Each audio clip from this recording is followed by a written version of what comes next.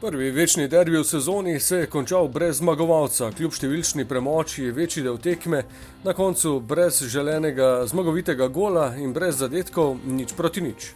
V primerjavi z evropskimi tekmami je Darko Milanič opravil nekaj menjav, ob kaznovanem Kronavetru je premor omogočil Peričiču, Krecuju in pa Tavaresu.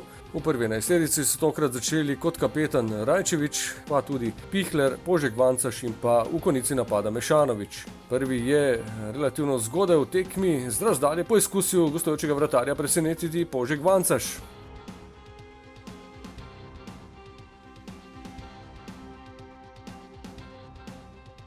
V 6. minuti lepa kombinacija po desni strani, na koncu je Milec zaposlil Mešanovića, ta pa direktno v gostujočega vratarja.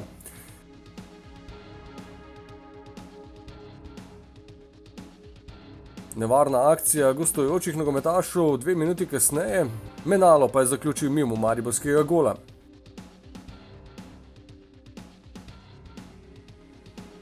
In potem dogodek, ki je korenito spremenil potek tekme, ki se je začela zelo dinamično v 15. minuti, zaradi prekrška nad Mešanovićem izključen gostujoči branilec Maksimenko.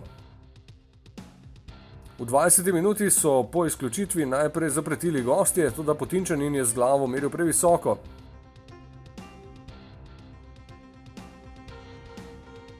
V 23. minuti je z razdalje poizkusil Hotić le za las mimo.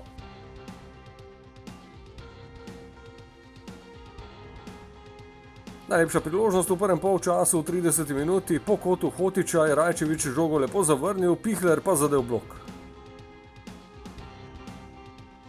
Drugi polčas se je začel obetavno napadalno, že v drugi minuti drugega polčasa po lepi kombinaciji in podaji Kotnika z glavo je Požek Vancaš ponovno naletel na predober blok Ljubljančanov. V drugem polčasu nekoliko manj priložnosti kot v prvem polčasu, gosti so se z igralcem manj zadovoljili z branjenjem svoje polovice igrišča in zavlačevanjem. V 80. minuti je potem v enem redkih strelov proti mariborskemu golu poizkusil Jurčević.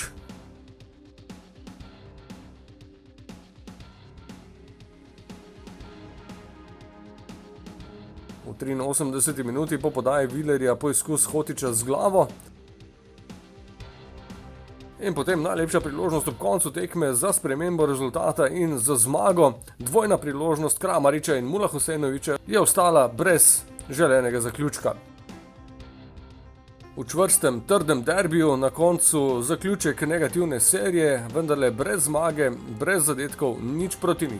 Res je, da smo imeli igralca več, da bi mogoče kdo mislil, da moramo zdaj kar brez glavo jurišati, da smo to delali zelo pametno, vršili pritisk na njihova vrata in tokrat nismo uspeli zmagati, kljub temu, da smo bili zmagi zelo blizu.